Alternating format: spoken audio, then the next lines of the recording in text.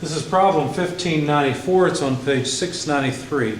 When the slider crank mechanism is at the position shown, link AB has an angular velocity of 2 radians per second and an angular acceleration of 3 radians per second squared. Determine the angular speed and angular acceleration of BC, and then linear speed and acceleration of C. Give directions on answers. In other words, give us vector results. Let me sketch the system. Now we're going to sketch it a couple of times actually. So here's the fixed portion that the slider moves along. There's a connection horizontally over to point B. This point, by the way, is point C. Comes down to a crank, so this is just a slider crank mechanism that's grounded at A. So there's point A. If we draw a vertical line, the angle between these two is 30 degrees.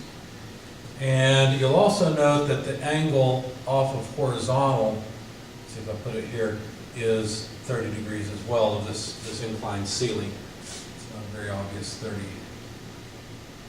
A little better. The length of this connecting rod is 3 feet. The length of the crank is 2 feet. And we're told that the angular speed of AB, which is the crank, is 2 radians per second, and the angular acceleration of AB is 3 radians per second squared. Both are clockwise. So we're supposed to find, let's see, here's the given. The find is the angular speed of BC, the angular acceleration of BC, the linear speed of C, and the linear acceleration of C. Of course, we'll need cents for these angular speeds and accelerations. So we're wondering about the connecting rod, and we're wondering about the motion of that slider. Now, let me sketch down here the velocity analysis. So velocity analysis, L-Y-S-I-S. Okay, velocity analysis. All right, if we sketch this again, and you sketch it fairly carefully, what you'll notice, let's call ground 1, as we always do, crank 2, connecting rod 3, slider will be 4, and then we're back to ground. The instant center between body 2 and 3 is obvious. It's right there. There's I23. Here's I12. This is I34. Those are the really, really easy ones. However, notice that the instant center between body 1 and 4 is at infinity on a line perpendicular to the slider. Now notice that the slide and body 2 are perpendicular to one another. Therefore, the line reaching out to I14 is parallel to the crank. And let me move the crank just a bit to make that a little more obvious. Okay? So basically, those two lines are parallel to one another. Okay? However, there are other instant centers. In fact, if we were to connect 2, 3 with 3, 4, the common is 3, so I24 has to be on this line. We know I24 is on that line somewhere. We don't know where yet. If we connect 1, 2 with 1, 4, then all we need to do is draw a line like that, because this needs to be parallel to this to connect I14 at infinity. So what we find out, where the two cross, is exactly at I23. So I24 and I23 are actually on top of one another. How about I13? Well, we need to connect I14 with I34, because if we connect the two, cancel the 4, I13, I didn't have another color, I13 must be on this line. Okay? If we connect 1, 2 with 2, 3, the common's 2, it cancels. 1, 3 must be on this line. These two lines, we've already discovered, are parallel. That means, well, where do parallel lines intersect? At infinity. So that tells us that I13 is also at infinity with I14. Okay? Now, what does that really mean? Well, body 3 is here. If its instant center is at infinity, that just means it's not rotating. Just like the instant center of body 4 with respect to 1 is at infinity too.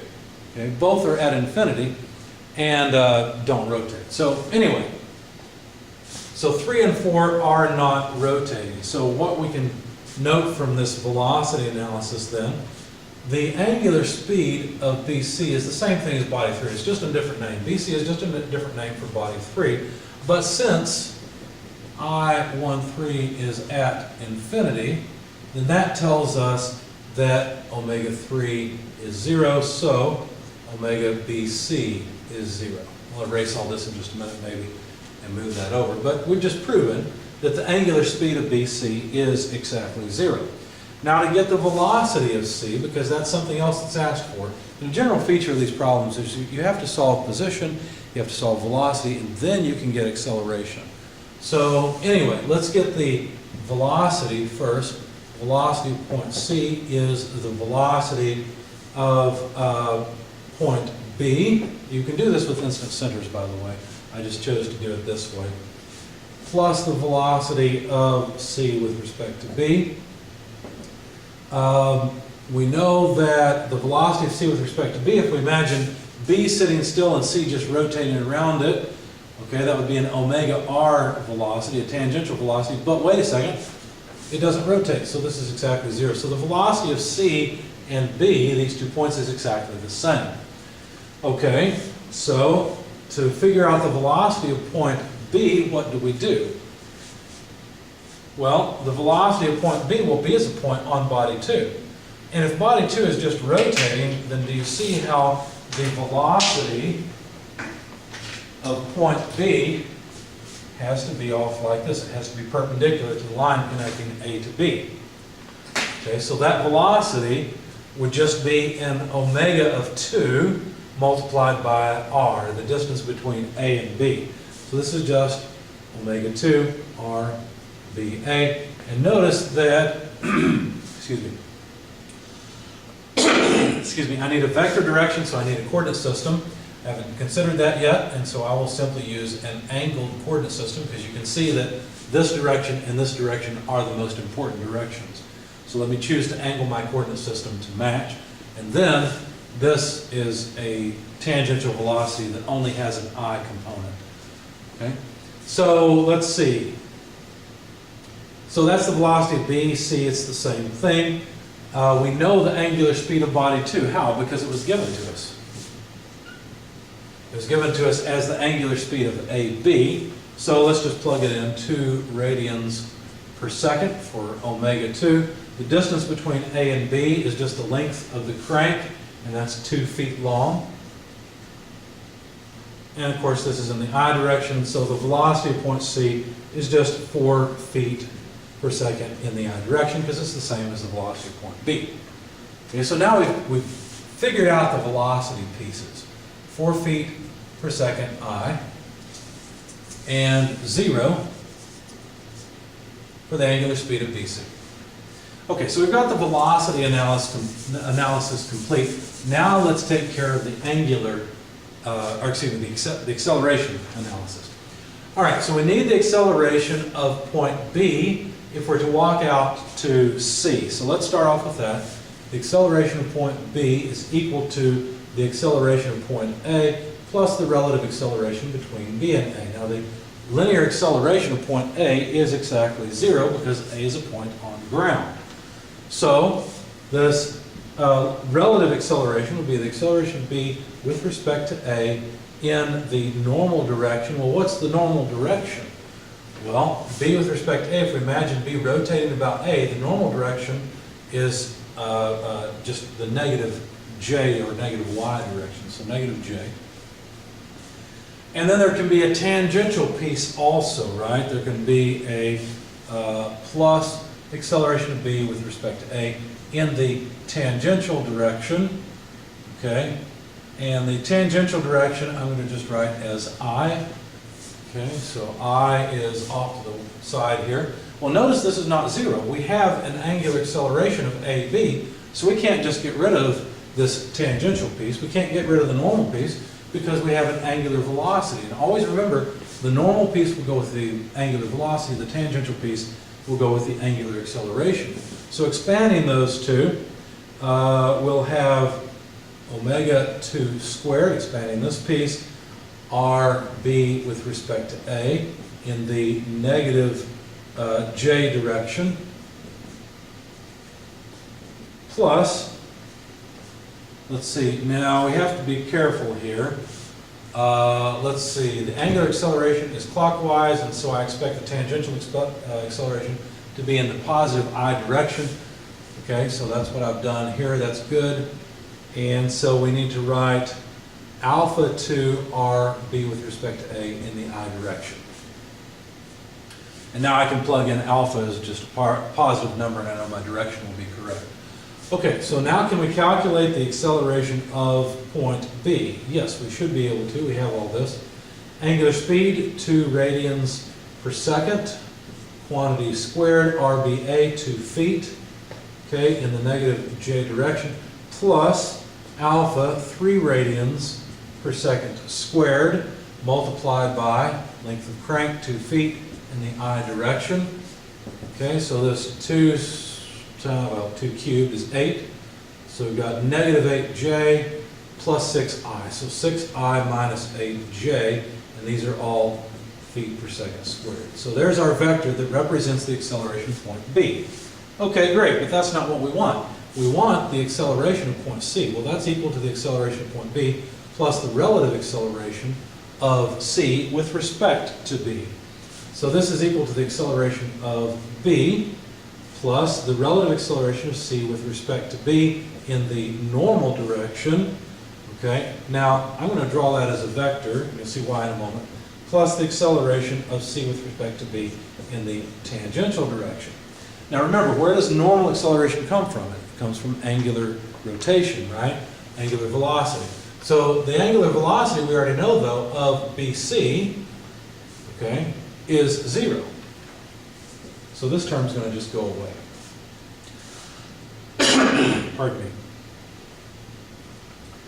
Now, the angular acceleration of B has both x and y components. So let me expand it a bit and write ABXI plus ABYJ. Just expanding this term. So all of this came from here.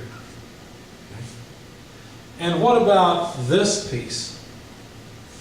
Well, this piece is a little bit more complicated because we need to break up the acceleration of point C about B into 2 components. I mean, think about it. If we were to draw link BC, we'll get ourselves some space here and draw it. It's not aligned with the coordinate system. If we were to draw lines aligned with the coordinate system, it'd be something like that. Okay? Now, the angle, the 30-degree angle theta is right there. And what we're trying to do is break up a vector, the tangential acceleration vector. We're going to assume that the angular acceleration is positive. So B is our reference, angular acceleration alpha of, what did we call this, body 3. We're going to assume it's positive. If that's the case, then the tangential acceleration of point C would be off like this. There's our tangential vector. Okay? And that is what needs to be broken down into this component and this component. So let me make it just a little bit larger. Remember, this is the hypotenuse. Right? This tangential piece is going to be the hypotenuse, just like this is. It's going to be similar to this triangle. And then we need lines that are parallel to the other lines, to the coordinate system. Okay? So now this becomes the 30-degree angle. And you see how the 2 triangles are analogous. The geometry triangle here is analogous to the unit vector triangle here. And now we can figure out how to break up the components, because what we're going to have here is an alpha RCB, because it's a tangential piece, and we need to get direction in there, right? So we need to break up this tangential unit vector into x and y components. Okay, so the bigger piece is over here. This is the cosine side, okay, and that's in the y direction, and this other side will be the sine side. So notice that the tangential vector will give us a positive contribution in the y direction, a negative contribution in the x direction. So we'll simply write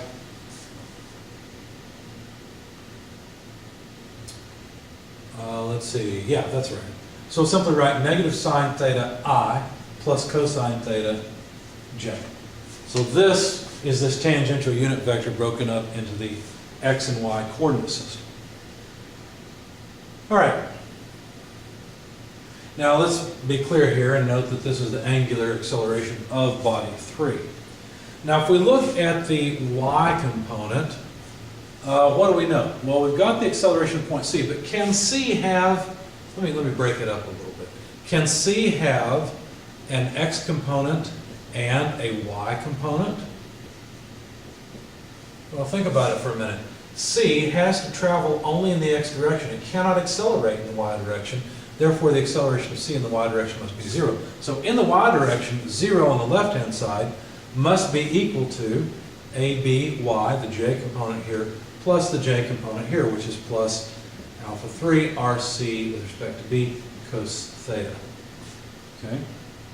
So if we solve then for the angular acceleration alpha 3, then we would get negative ABY divided by RC with respect to B cosine theta.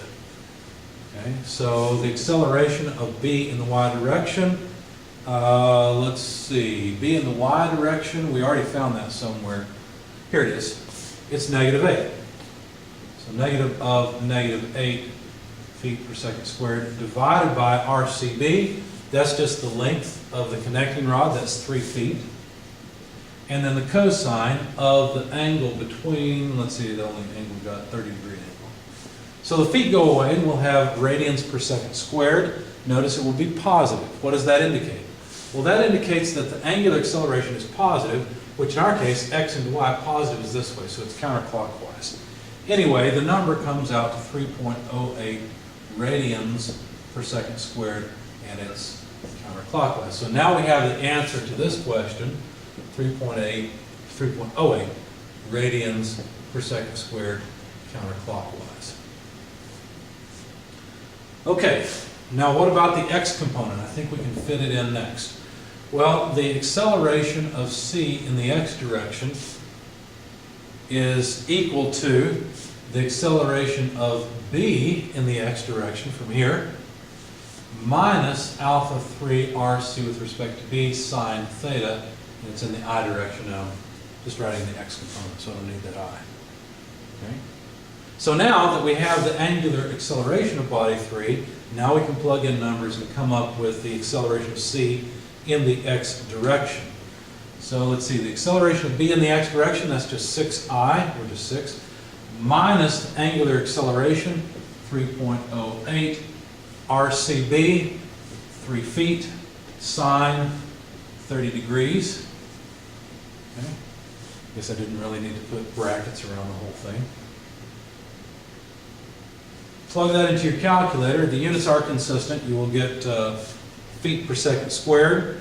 So this comes out to about 1.38 feet per second squared. So there's the x contribution to the acceleration of point C. In fact, it's the only one. So now we can jot down that the acceleration of point C is 1.38 feet per second squared in the I direction. And there are the answers to the question posed.